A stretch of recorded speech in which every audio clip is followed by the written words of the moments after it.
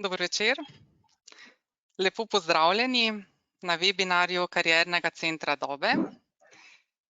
Moje ime je Petra Hanžel, med nami pa pozdravljam gospod Zinko Kosec. Danes bi vam želeli predstaviti nekaj na temo work-life balance, zelo aktualna tema. Pa da gremo najprej nekaj teh čisto splošnih stvari, torej webinar bo trajal nekje približno 30 do 45 minut, bo pa seveda na čas tudi za vaša vprašanja. Gospa Zinka je rekla, da bo zelo vesela, če boste postavljali vprašanja že kar vmes sproti, da bo že tudi sproti odgovarjala, sicer pa potem tudi seveda na koncu. Zdaj, torej nekaj besed mogoče o gospe Zinki Kosec. Je predavateljica Višje strokovne šole Doba. Sicer pa že 18 let nabira svoje izkušnje na področju izobraževanja posameznikov, študentov, zaposlenih in pa tudi v svojem doktoratu, ki ga zdaj pripravlja, raziskuje vpliv dobrega počutja na učinkovitost zaposlenih. Danes pa nam bo torej predstavila na tem webinarju, kaj je bistvo work-life balance, kako ga vzdrževati in kaj lahko pričakujemo v prihodnosti. Gospa Zinka, predajam besedo vam. Ja, hvala lepa za besedo, hvala lepa za tako čudovit uvod. Res se veselim, da se danes družim z vami in vas tudi že kar nagovarjam, da če ima kdo kakšno vprašanja, jih bomo veseli v klepetalnici, napišete in bo kolegica Petra mi z veseljem tudi to posredovala. Jaz zelo rada imam stik s publiko, da v bistvu rešimo tudi kakšno konkretno situacijo. Bom pa seveda malo vam tudi predstavlja, kaj dejansko work-life balance sploh je, tako se tako zelo lepo sliši, ne. V angleščini rečemo work-life balance, ampak kaj to zares pomeni, ne? To pomeni, da jaz uravnovešam svoje zasebno življenje s svojim poslovnim življenjem, ne. In dostikrat ne morem mimo te slike, ker rečem, joj, koliko je to tanka meja, ko se jaz v bistvu trudim po tej tanki vrvi priti iz ene strani, iz ene pečine na drugo, ne. In dostikrat, ko vidim, kako je to zahtevno, marsikdo potem ostane samo na eni strani, ne. In potem je v bistvu ta prehod dosti težji. Ampak če se najprej osredotočimo na to, kaj dejansko work-life balance je. Ja, v bistvu je to, da jaz uspem razdeliti svojo energijo in tudi svoj čas za to, da sem jaz zadovoljna z tem, kako se jaz udejstvujem v svojem poslovnem življenju in sem jaz sama s sabo zadovoljna tudi s tem, kako se jaz udejstvujem v svojem poslovnem. Torej, da imam tako poslovno kot zasebno zadovoljeno. Dostikrat se pri ljudeh zgodi, da so oni v poslovnem svetu recimo zadovoljni, da vidijo, da jim služba dobro gre in jih to nekako notranje izpolnjuje. Ampak kaj se zgodi? Ja, mož ali pa žena rečeta svojemu dragemu na drugi strani, ja, pa nič se ni doma, ne, in potem se tako potrka malo slaba vest, pa razmišljamo, ja, a bi jaz mogel biti več, a je moj work-life balance porušen, ne? Ja, dostikrat je treba gledati malo širše, ne? In treba je gledati tudi malo bolj dolgoročno. Torej, ali bo dolgoročno to, da je moj partner nezadovoljen, negativno vplivalo na moje zadovoljstvo, je po vsej verjetnosti bo. Zato je potrebno, da prisluhnemo tudi tej plati. Po drugi strani, če bom jaz vedno recimo zavračala delo ali pa pomoč, ki bo treba mogoče kdaj v službi ostati po 3. uri in bom rekla, ja ne, jaz moram iti domov, ne, da ne bo moj mož hud, ja, a bojo moji sodelavci imeli občutek, da jih razumem, ko imajo povečan obseg dela? Ja, spet ne bo, ne, a bom jaz pol zadovoljna. In kje se mi potem ulovimo? Ja, ulovimo se v tem, da jaz zdaj zadovoljujem svoje sodelavce pa svojega šefa, pa na drugi strani svojega moža, jaz, kje sem pa jaz? In sem tukaj na tej meji, ko ne vem, ali bom padla dol ali ne bom. In tukaj se je danes ujelo zelo veliko ljudi. In kje konkretno kje se to dejansko lahko zgodi? Ja, recimo, če pogledate delo od doma. To se je recimo v zadnjem času izjemno pokazalo, da je bilo ogromno ljudi, ki so bili od doma, ko so mogli delati od doma in kako naj jaz delam, če imam otroka v naročju. Jaz zelo težko. Potem imamo nove situacije, ki jih je prinesla, en mesec nazaj smo še govorili, da jih je prinesel COVID. Danes govorimo o tem, da jih je prinesla nestabilna družbena gospodarska situacija.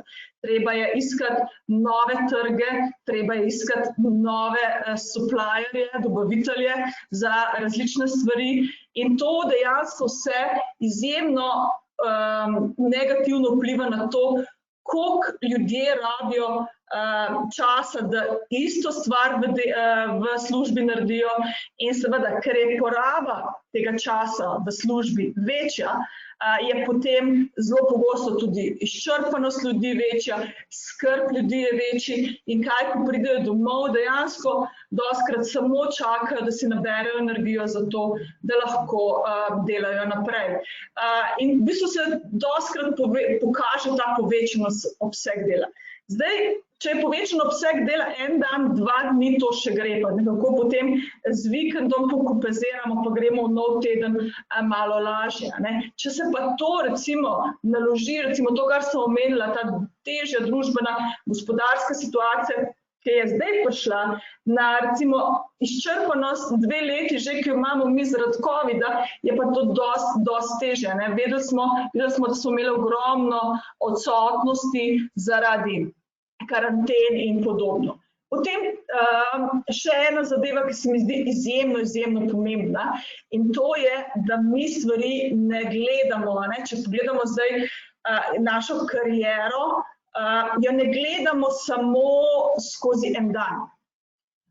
Jaz sem lahko danes delala cel dan, ampak v soboto pa ne bom delala cel dan in se potem to izravna. Vedno potem gledamo recimo lahko skozi teden, potem tudi pogledamo skozi leto. Januarja, februarja veliko delamo, koliko delamo pa avgusta, manj. Zato ni treba zdaj takoj v bistvu reči, vsak dan mora biti work-life balance, ker preprosto ni in nič ni narobe. Tudi vsak teden ni work-life balance. Začetek tedna je drugačen, konec tedna je drugačen. Ravno tako leto ni. In tudi recimo, veste, zdaj mnogo študentov je tukaj med vami, ko stopate v delovno okolje, veste, da takrat se morate bolj dokazati.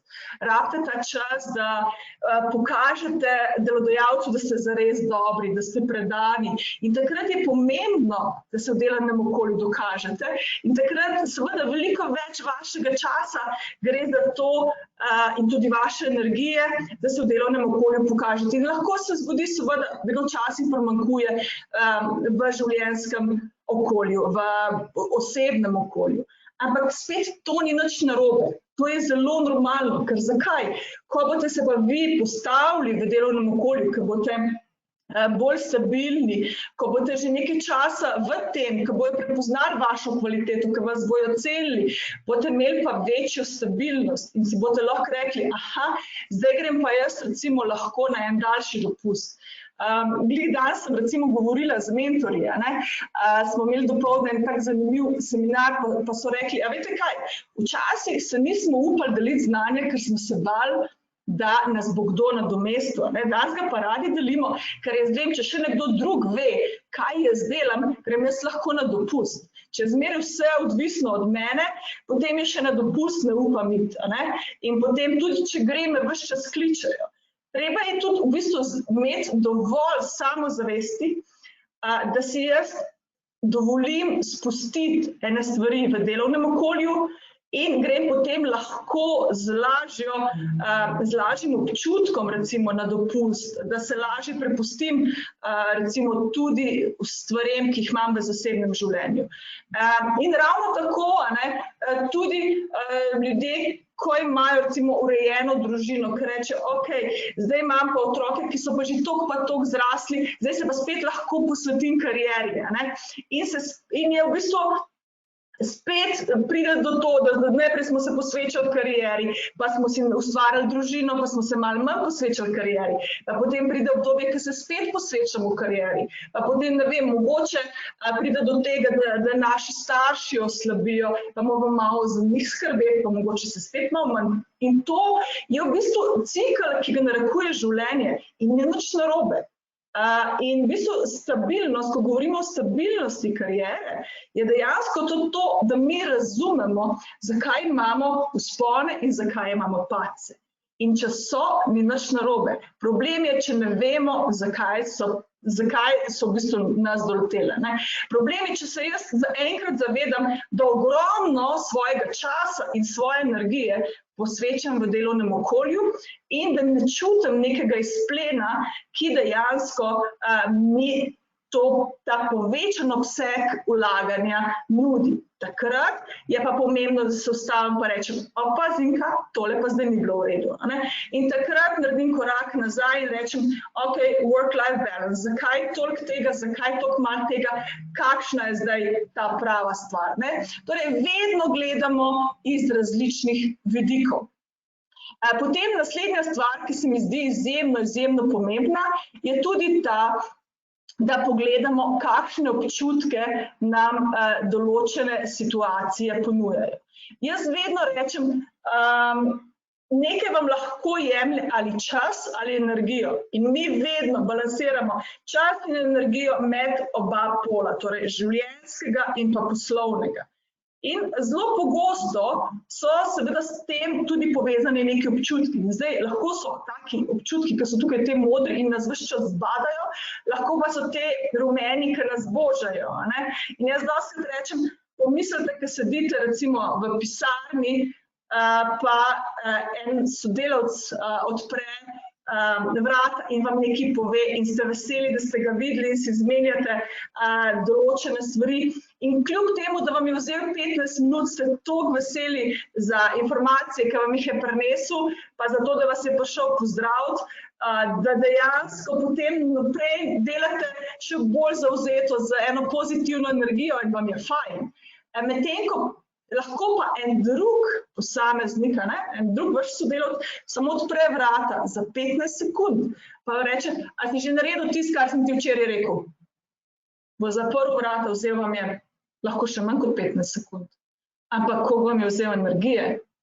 In tukaj je potem vprašanje, kako jaz lahko balansiram te stvari, da uspem se postaviti in rečem, aha, ta človek, taka situacija mi vzame toliko pa toliko energije in to moram paziti, ker če mi to v delovnem okolju vzame toliko časa, če mi to v delovnem okolju vzame toliko energije, pomeni, da imam to za svoje zasebno življenje tega toliko manj in tega ne želim. In seveda potem še ena izjemno pomembna stvar, to pa najbrž opažate, že zadnje 2 leti in še več, koliko veliko energije in tudi posledično časa nam vzamejo informacije, ki prihajajo do nas ali pa jih mi iščemo. In seveda, moramo pač izpostaviti te negativne informacije, ki se pojavljajo. Rada bi tukaj povedala vam eno stvar. Mi dostikrat rečemo, kako so mediji slabi, ker nam ves čas dajo neke negativne informacije. Dejansko ni ta zgodba tako v medijih, kot je dejansko v nas sami. Zakaj? Zato, ker če vam jaz zdaj povem 2 dobre informaciji, pa 2 slabi informaciji, boste, ko bomo mi ta webinar zaključili, vi razmišljali o tem 2 slabih. Zakaj? Ker je človek dejansko tako narejen, da 2 slabi informaciji lahko so tiste, ob katerih se on počuti ogrožen. In mi zato, da se zaščitimo, iščemo več informacij okrog teh slabih informacij, zato, da bi se mi proti temu zaščitili. To je naš obrambni mehanizem. In iz tega naslova mi okrog teh negativnih informacij iščemo še več informacij. In to je v bistvu delovanje posameznika in se moramo zavestno odločiti, da določenih informacij ne bomo sprejemali, ker nam vzamejo ogromno energije in nam vzamejo ogromno časa.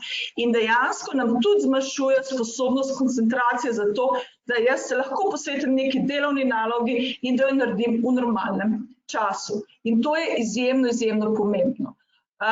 Seveda nam čas jemljejo v delovnem okolju tudi naloge. Najbrž poznate pravilo 80-20. 80-20 pravilo pomeni, da jaz 80% časa porabim za 20% nalog. Ko se začnete tega zavedati, da dejansko se večinoma ukvarjamo z stvarmi, ki nam ne grejo najboljš, pridemo do tega, da je res usmerjena pozornost in pa zmanjševanje teh nalog, ki v bistvu kakorkoli štrlijo ven in nas dodatno obremenjujejo, izjemno pomembno. Torej, recimo en primer, ker dala svoj primer pri učenju, jaz imam vedno določeno število študentov. Lahko se ukvarjam z vsemi unimi, ki so namerni, lahko se ukvarjam z unimi, ki želijo informacije. Jaz zmeraj rečem, ne moreš dati informacijo ali pa ne moreš dati nekomu informacije ali pa znanje, ki misli, da tega ne potrebuje. In je bilo moje v bistvu vsiljevanje ali pa podajanje informacij ali pa moj trud zelo pogosto popolnoma zaman. In vedno navadno se usmerjam v tiste, ki jih zanimajo stvari. In tam v končni fazi tudi padajo moji nasveti, moje učenje na plodna tla. In ena izmed najbolj pomembnih nalog, ki jih imate vi za sebe, ne samo za work-life balance, ampak za sebe, za znotraj, da ste kot človek rastete, je to, da skrbite za svojo samopodobo. Ker ne glede na to, ali v zasebnem ali v poslovnem življenju, ko boste videli, da neke ljudje, neke situacije, neke naloge negativno vplivajo na vašo samopodobo, je alarm. Mora biti v vaši glavi rdeča luč in morate se vprašati, ok, zakaj? Kaj lahko naredim, da iz tega izstopim? Torej, nikoli se ne prepuščajte situacijam, ljudem, ki dejansko vidite, da v bistvu nižajo vašo samopodobo. Ker tukaj dejansko potem kam pademo? Zelo pogosto, če začutimo, da naša samopodoba pada, se mi na tistem področju seveda želimo dokazati, želimo to izboljšati in to je dobro. Je pa problem, kadar preraste to v dokazovanje. Lahko sebi in okolici. In če imamo recimo situacijo, ko se dokazujemo, pa nikoli ni dovolj, ali pa recimo je to situacija, na katero recimo mi konkretno nimamo vpliva, je to zelo pogosto vlaganje energije brez tega, da zares dobimo rezultat. In tukaj morate biti izjemno pozorni, da res svojo energijo vedno vlagate tam, kjer lahko pričakujete tudi rezultata. Da v bistvu delamo tiste obveznosti, ki v bistvu porabijo nekaj časa, lahko porabijo nekaj energije, ampak morajo dati rezultat. In takrat vam bo tudi samopodoba rasla. In to so vsebine, ki izjemno vplivajo na vas kot posameznike in posledično seveda tudi proizvajajo pozitivno občutje. In ta pozitivno občutje vam dajo potem možnost, da kot ljudje rastete, da imate energijo, da imate voljo za naprej. V drugačnem primeru seveda vas zelo hitro lahko situacije posrkajo. In mogoče podarila še eno zadevo. Zelo pogosto, ko predavam work-life balance, ugotavljam, da ljudje, ki imajo v življenju recimo neke ali vloge ali neke dejavnosti, ki jih pritegnejo, katerih si želijo recimo popoldne, ko recimo gre z veseljem na nek šport. Tak bo vedno vse naredil do 3 ali pa do 4, recimo dokler ima delo, in bo potem šel. Nekdo, ki nima vsebin izven delovnega časa, bo seveda, je večja verjetnost, da bo v delovnem okolju dlje časa. In kadar vidite, da ostajate v službi do 5, 6, pomislite, kaj pa imate doma tazga, da vas potegne.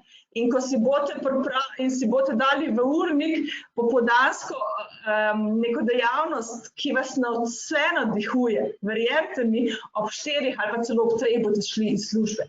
In vse bo narejeno.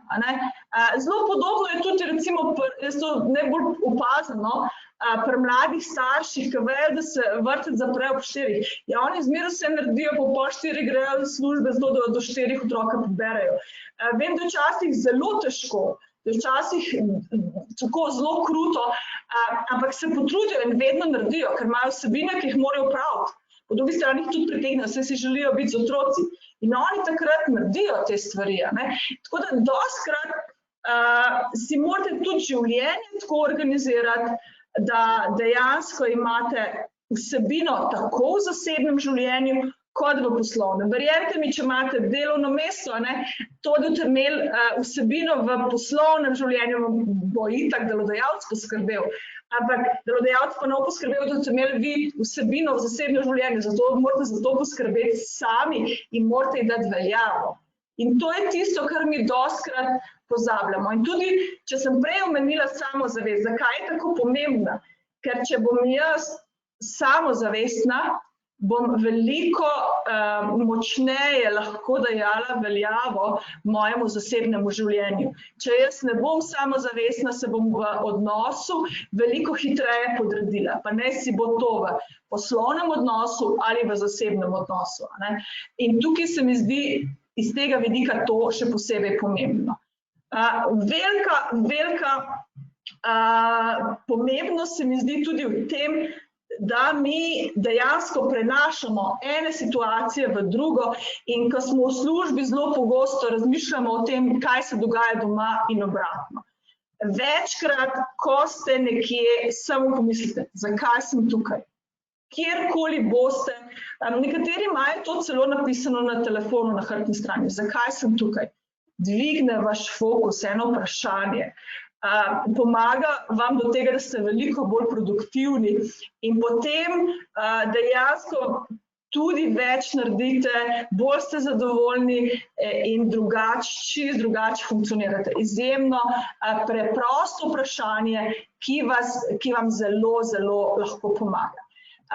Naslednja stvar, ki je tudi pomembna, razmišljajte o razvoju vsakega področja, razmišljajte o tem, kakšna perspektiva vas čaka v zasebnem življenju, kakšna perspektiva vas čaka v poslovnem. In spet recimo, za perspektivo v poslovnem življenju, delovno okolje zelo poznajo cilje, zelo poznajo strategije, poznajo vizije organizacije. Ali imate vi to za zasebno življenje? Koliko od vas ima vizijo svojega življenja? Če jo nimate, kako vas bo pol potegnilo tja? Koliko od vas ima ali pa čuti, doživlja, ima ubesedeno svoje lastno poslanstvo? Kako vas bo potem potegnilo, če tega nimate? To so stvari, ki na prvi pogled se vam zdi, pa resno to rabim. Na drugi strani so pa to tisti notranji vzgibi, na osnovi katerih mi delujemo.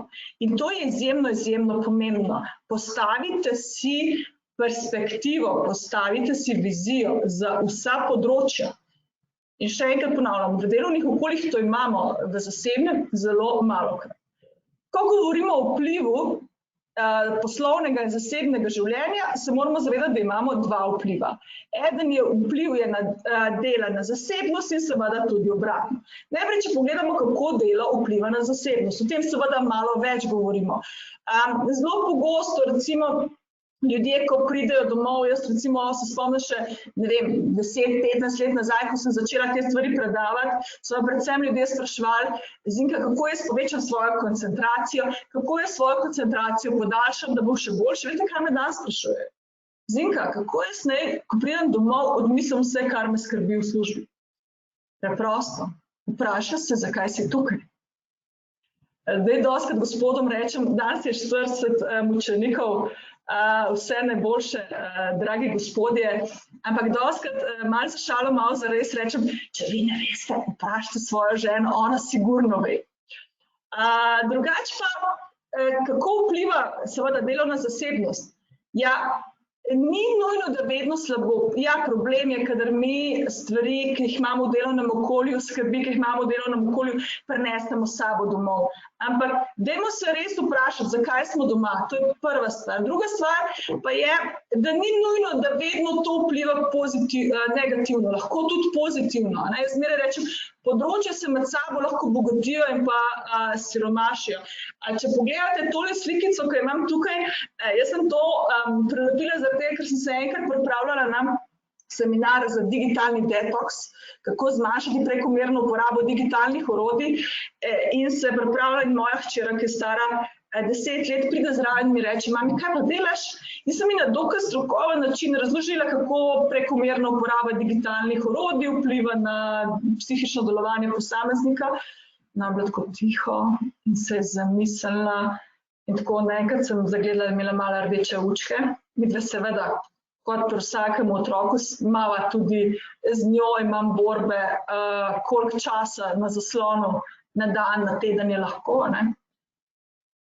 Jaz naslednjih 14 dni nisem nikoli rabila reči, da ne da telefon ali pa tablico iz rok.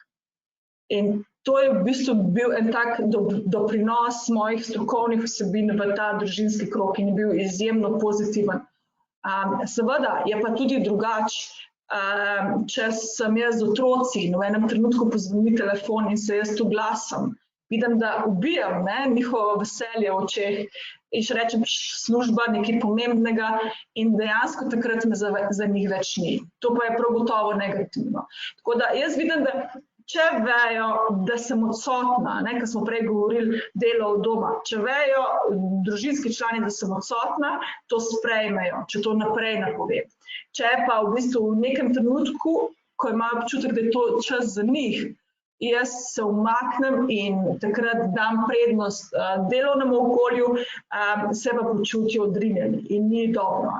Torej, dajmo se truditi, da je tega res čim manj in če res ne gre drugače. In potem imamo še naprej tudi vpliv zasebnosti na delo. Tukaj zdaj vidimo eno gospo, ki pride, ki v bistvu sloni na komolcih svojih in je zelo zamišljena. Sem prepričana, da je že vsak od vas imel kdaj takega sodelavca. Izjemno težko je, ko ima posameznik neke osebne stiske in pride v delovno okolje. In tukaj se mi zdi izjemno pomembno, da smo mi kot sodelavci sočutni do človeka in da mu res skušamo pomagati. Ker jaz vedno rečem, težki trenutki so tisti, ki nas lahko zbližajo ali pa oddaljijo. In ko je človeku težko, če mu pomagate, verjemite mi, si vas bo zapomnil. Tudi če mu ne pomagate, si bo to zapomnil.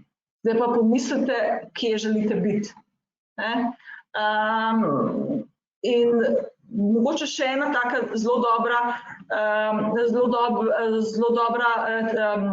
način delovanja z posameznikom, ki je v stiski, je tehnika tako imenovana hold me tight, ki pravi, da če se jaz z nekom pogovarjam, ki ga je nekaj zelo močno prizadelo in če ga fizično držim za roko, bo imel ta človek občutek, da sem bila ob njem, ko mu je bilo hudo.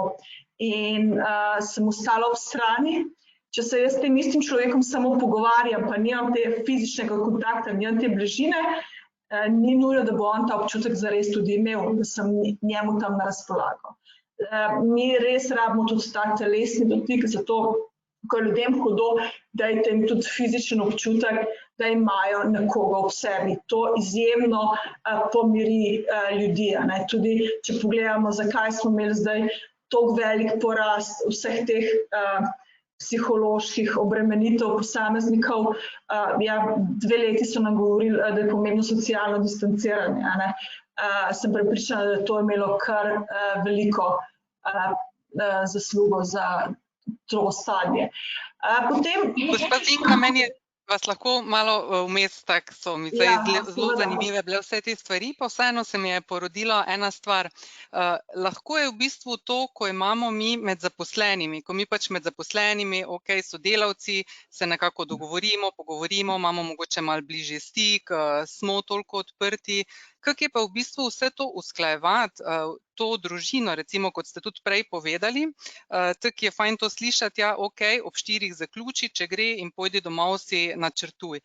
Kaj pa, ko recimo to dejansko ni možno, če recimo, ne vem, pač res tak obseg dela, da ni možno ob 4 zaključiti, pa se to mogoče dlje časa vleče, ali pa recimo pri teh stvareh, ko pač potrebujemo neko mogoče tisto, da bi pač imeli neko dobro besedo, toplo besedo, pa tega ni recimo strani tistih nadrejenih, kako pa v bistvu v takem času, mislim, to je potem, se mi zdi, velikokrat tudi pri ljudeh, da je potem težko to, mislim, težje usklajevati, kot pa tak med samimi zaposlenimi. Izjemno dobro vprašanje. Zelo pomembno je takrat, da v bistvu mi vključimo svoje družinske člane v komunikacijo o tem. Ne, da jaz jih samo potisnem v to situacijo, da mene ni, ampak da rečem, meni je zelo žal, mi imamo tako situacijo v službi, da zgleda, da bom mogla kar nekaj časa delati popoldne. Jaz verjamem, da vam bo to neprijetno, ker me ne bo toliko časa, ampak vas bi res prosila zdaj za podporo, za to, da preguramo, ne vem, koliko bo treba mesec, 2, da dobimo novega sodelavca, ker imamo povečan obseg dela in se vsi trudimo, vsi v ekipi se trudimo, nisem samo, da jaz ostajam popoldne v službi in enostavno jaz tudi želim, da ta firma obstoji, da preguramo ta obdobje in vam bom neizmerno hvaležna, če boste me razumeli v tem, pa da me boste v tem podprli in lepo prosim, ne to razumeti, da ne bi rada prišla domov, ker bi najraje sem z vami, ampak je situacija taka, da ne morem. Izjemno pomembno je, da te stvari vnaprej ne povemo. Najslabše, kar lahko recimo naredimo partnerju, je to, da ga o stvari samo obvestimo. Dajmo ga vedno povabiti v to, da se z nami skupaj odloči. In mu rečem, a se strinjaš, a boš lahko to recimo zdaj potrpil to pa to pa to. In potem v končni fazi, zdaj bom malo zahecla, malo zares reče, se pol je pa on smoten, če bo rekel, ja ne, Zinka, ti moraš ob 4 biti doma. In če jaz na lep način naredim, če mu približam to, recimo, to stisko mojo, ki jo imam, to v bistvu, da mu orišem situacijo, potem je on lahko razume. Če pa jaz ob 3 kličem pa rečem, spet so mi zatežili, da moram ostati, bo rekel, ja pa se ti smotena, če dovoliš, da se takole, in potem bo v bistvu on name, kakšno službo imam, jaz bom v bistvu se tam na sodelavko zdrla in nikamor ne pridemo. In potem, še ko domov pridem, bom težko rekla, da sem zadovoljna, ker bo on pričakoval, da sem nezadovoljna, se bom delala, da sem nezadovoljna, tudi če mi reče, hvala Bogu, da sem bila v službi, se tebe mi ni bilo treba gledati, pa zelo hitro pridemo na to. Zato se mi zdi res, tudi recimo, ko sem prej omenila pri otrocih, dajmo jim povedati vnaprej. In stvari, ki so vnaprej dogovorjene, jih je mnogo lažje sprejeti. Dajmo jih tudi povabiti k temu, da nas podprejo. Jaz zmeri rečem, zdaj bom imela pa težko obdobje, lepo prosim, veliko imam dela, prosim, če to spoštujete, prosim, če me tle podprete. Še nikoli mi noben ni rekel ne. Če sem pa jaz mislila, da bom z njimi, potem mi pa telefon zazvoni in ne grem, ja, pa me pa gledajo grdo, pa imajo prav, bil je čas, čakali so me toliko, pa toliko časa so me čakali, potem sem bila pa z njimi, pa spet nisem bila z njimi. A je to pošteno? Ni pošteno, in tukaj se mi zdi izjemno pomembno, da smo iskreni, da smo pristni in da res razmišljamo od njih, kako bi si pa mi želeli, a bi jaz želela biti od svojega moža samo obveščena, da ga ne bo domov. Ja, bi mi bilo lepše, če bi me vključil v to razmišljanje, da ga ne bo domov. In tukaj se mi zdi to izjemno pomembno, da jih res vključujemo in to kaže na spoštovanje v odnosu, da jaz ne delam tako, kot se meni zazdi, ampak da jih povabim v diskusijo, da jih povabim v sooblikovanje našega skupnega časa in da jih spoštljivo prosim in obvestim o tem, da imam tako obdobje. In to navadno, po mojih izkušnjah, to nekako funkcionira. Ok, hvala. Okay. Evo, zdaj mogoče še ena taka zanimiva zadeva, ki sem jo želela tudi z vami podeliti, je to, da ko imamo sodelavca, ki ima mogoče neko stisko iz zasebnega življenja. Pomembno je prav gotovo, da z njim sočustvujemo, ta empatija. Tudi recimo ljudi, ki jih nekaj vprašamo in nam povejo isto, kot mi mislimo, so nam avtomatsko simpatični. Rečemo, ta pa ve, kaj govori in se bomo bolj z njim povezali, bomo več zaupali tudi stvari iz zasebnega življenja in obratno, pri antipatičnih. Bi pa mogoče izpostavila tukaj še metapatijo. Metapatija je pa ena taka zelo fajn zadeva, ki jaz pravim, da je pomembno, da če je nekomu hudo, da jaz, ki sem zraven te osebe, ne sem rečem, kako si pa ti Boga, ampak da jaz, ki tega nisem doživela, sem odgovorna za to, da jaz to osebo probam dvigati iz tega in rečem, ok, si v taki situaciji, kaj boš pa zdaj? Izjemno pomembno vprašanje. Kaj boš pa zdaj? Torej, ne kako si Boga, dajmo, ampak da razmišljamo v prihodnost. Spet ta perspektiva, ki smo jo omenili že prej, izjemno pomembna. Zelo pogosto me vprašajo tudi, kaj je bolj pomembno, ali to, da se držim discipline in da imam 8 ur za službo, 8 ur za zasebno življenje, pa 8 ur za spanje, ali je bolj pomembna raznolikost. Jaz pravim tako, da osnovne stvari, kot je spanje, kot je hranjenje, kot je recimo telesna aktivnost, tukaj mora biti disciplina. Znotraj vsega ostalega pa ste vi lahko raznoliki. Še posebej, ko vas bodo začele stvari dolgočasiti. Razvijte si dan, ne bo dolgočasen. Postavljajte si izzive. Sprejmite tudi izzive iz okolja, ker vam bojo zelo veliko dali, predvsem na tem energetskem nivoju. Prej smo rekli, situacije, ljudje, lahko vam vzamejo čas, lahko vam vzamejo energijo. Če tega ni, potem bo v bistvu tudi delovno okolje, tudi zasebno življenje, pusto bo. Tako da te stvari so pomembne, da ne samo work-life balance, tudi doživetje znotraj enega in drugega. In tukaj mi je ena taka zelo zanimiva zadeva, kako si jaz izbiram, na koncu rekla, želim vam tudi dati neke koristne nasvete. Kako si izbiramo dejavnosti, recimo tiste, ki si jih lahko. Jaz sem navajena, da predavam, da vodim skupine in da sem v bistvu jaz vedno odgovorna za neko skupino ljudi. Ampak verjemite mi, pri stvareh, ki jih pa jaz lahko sama izbiram v svojem prostem času, če bi me kdo videl, bi rekel, jaz nekaj ne moram verjeti. Ampak jaz grem rada na dopust, kjer imam vse določeno, za kjer je vse poskrbljeno. Zakaj? Zato, da jaz ne rabim razmišljati, kam bom šla, kako bom šla, kje bom spala, kako bomo kuhali, kako bomo pospravljali sobe, nič. Želim, da je vse organizirano. Želim, da enkrat ne rabim biti jaz za vse odgovorna. In si tudi na ta način potem naredim ta balans. Še druga zadeva je, kaj imate v urniku napisano. Pojdite pogledati, kaj imate napisano v urniku.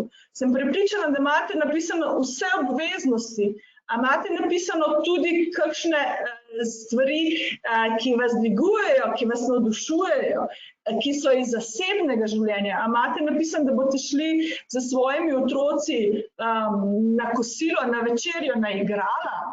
Prepričana sem, da ne. In ne glede na to, kje ste, če ste zgoraj, če ste spodaj, nič ni narobe. Ampak pomembno je samo, da se zavedate, kje ste in zakaj ste tukaj. To je zelo pomembno. In potem je to v redu. Življenje, kariera ni ravna premica. Življenje in kariera sta ups and downs in vsi imamo to, rečem sinusoido, tako. In to je normalno in ne več, kar mislim, da za sebe lahko naredite, je, da to sprejmete.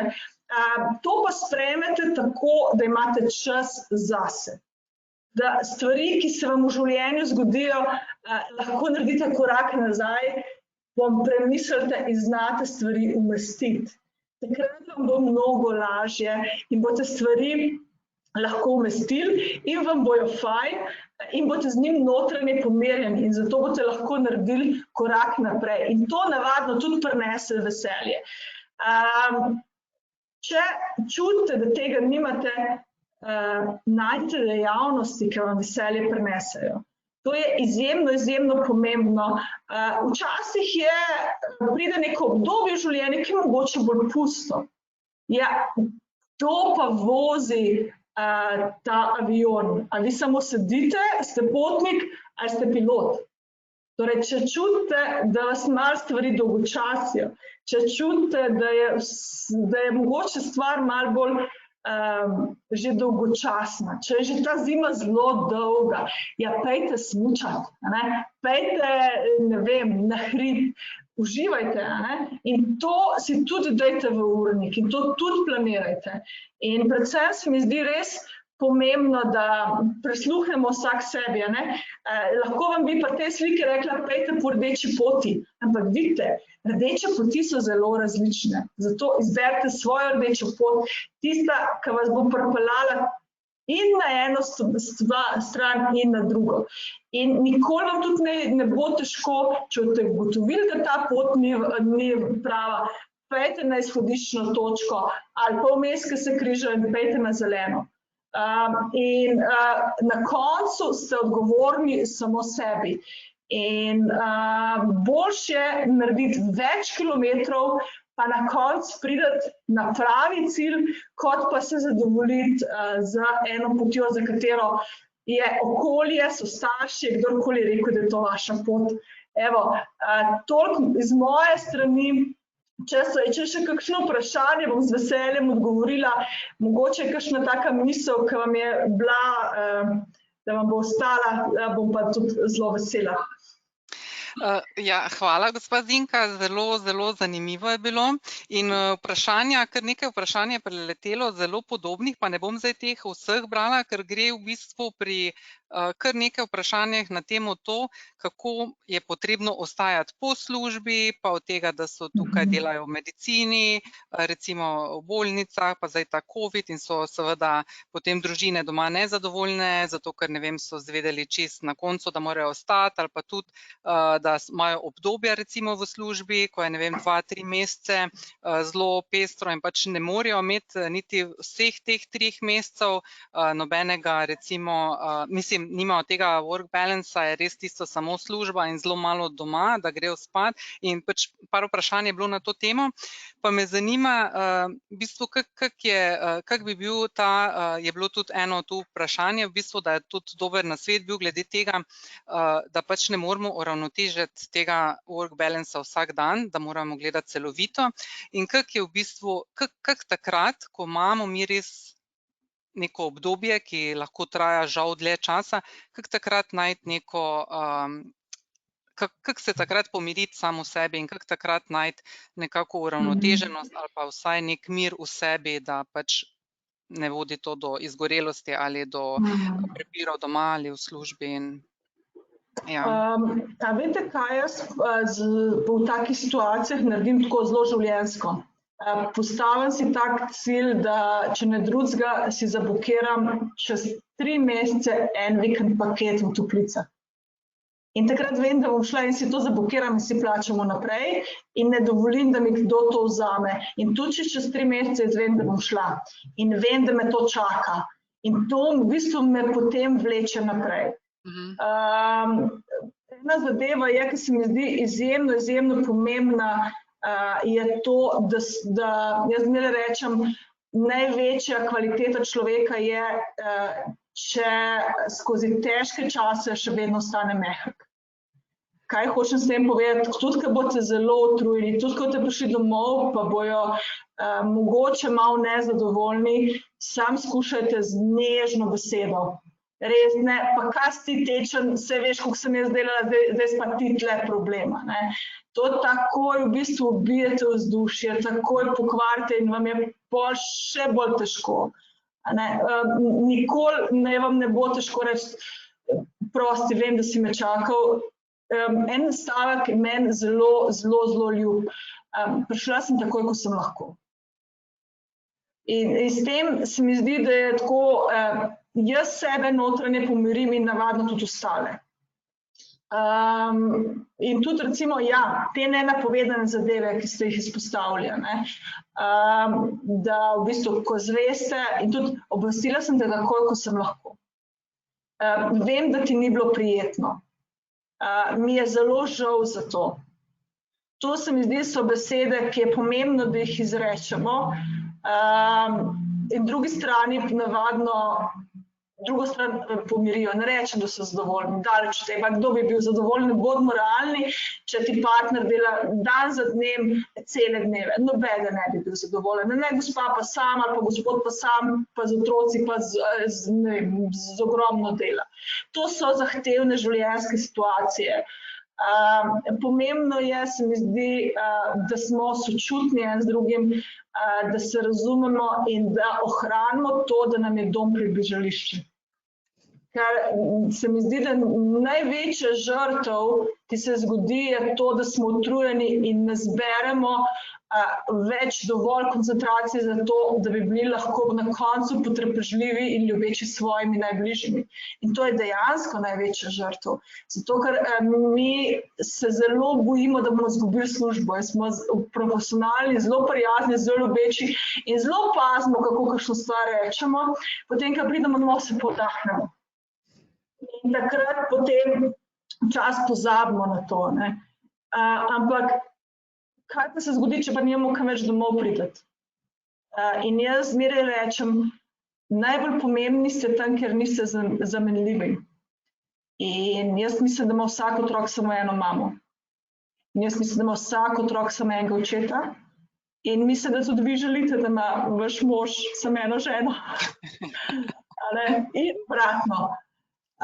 Tako da to vedno dajete za osebno prioriteto, in če ne morete s časom, pa ne bo z energijo. In ne bo ta res ljubeča, pristna, iskrena. In potem se sprostijo te energije, tudi če je težko bilo počakati. Tudi če sem mislil, da boš 3 ure nazaj že prišla, pa te še vedno ni bilo. Če pridete za to energijo, je drugače, kot obratno. Verjamem pa, da ni lahko. In verjamem, da ste siti že vsega in imate dovolj izgovorov in šefov in tudi najbrž mojih izgovorov in probali ste že milijon stvari in da, ko greste že 170-tič domov prepozen, da morate razmišljati, kaj bom se zdaj doma rekla, je neznansko utrujajoče. Ampak se mi zdi, da je pomembno res, da se potrudite sploh ta prvi kontakt. Da je ljubeč, ker potem se vzdušje doma sprosti. In ko se sprosti, se tudi vi lahko sprostite. In ko ste zelo utrujeni, je neznansko pomembno, da se sprostite. Nekdo reče, jaz pridem domov, rabim te prvo svojo kavo, pa 10-15 minut miru, potem pa jaz funkcioniram. Če je to tisto, kar vi rabite, dajte si to vzeti. Če nimate časa, meni recimo zelo pomaga sprehod, včasih 15 minut. Si vzemite to, kar vam pomaga. Nekako začutite ali pa, ne vem, si date opladek na čelo. V zdravstvu vem, da imate peklenske 2 leti za sabo.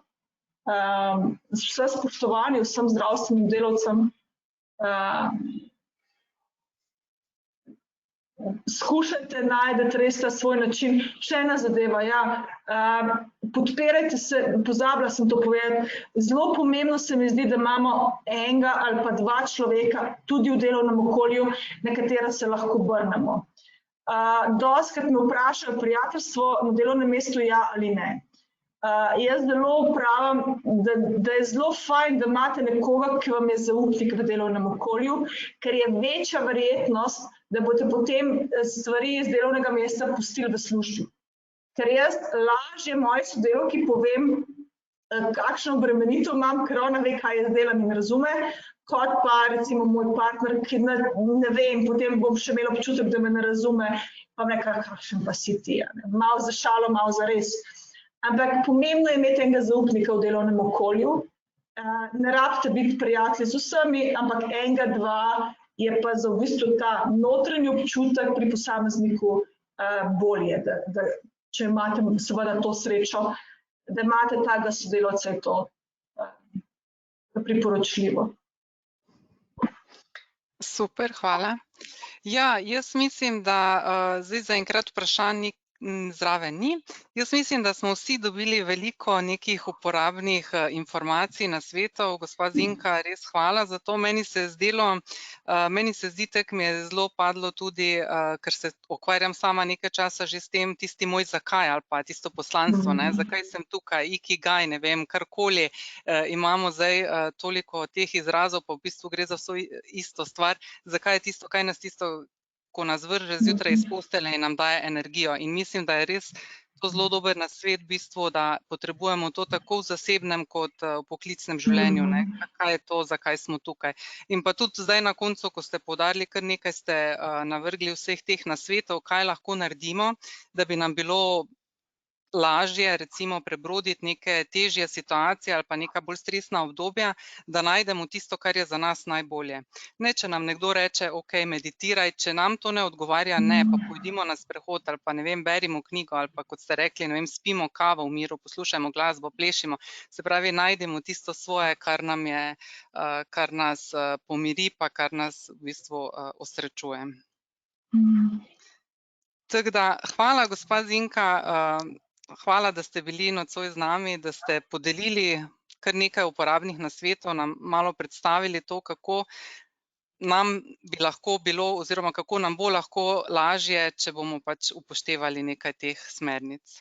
Jaz se vam zahvaljujem za današnje srečanje, da ste bili z nami in vas prosim, da si vzamete še sekundo, dve, da odgovorite na to anketo, kratko anketo, kako ste zadovoljni z današnjim dogodkom.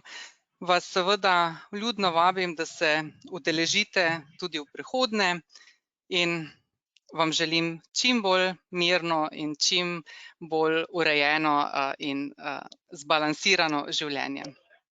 Lahko noč. Hvala, lahko noč tudi z moje strani.